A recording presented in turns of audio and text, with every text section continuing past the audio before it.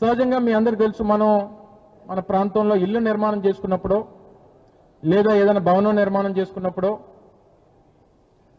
నరదిష్టి తగలకుండా దిష్టి బొమ్మను పెడతాం.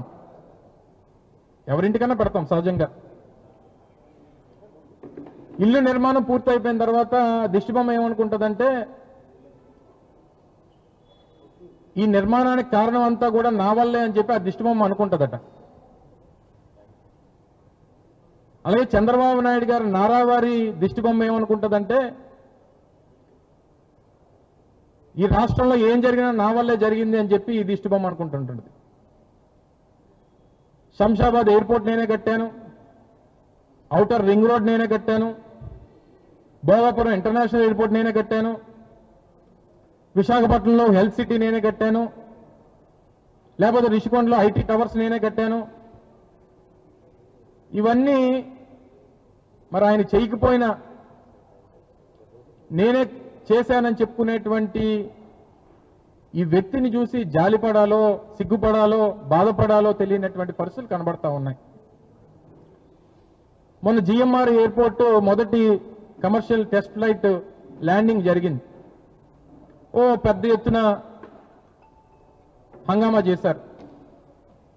నాకు ఒక సోదరుడు ఒక మెసేజ్ పెట్టాడు, అన్న వీళ్ళు తెలుగుదేశం పార్టీ వాళ్ళు చాలా హడావిడి చేస్తున్నారు.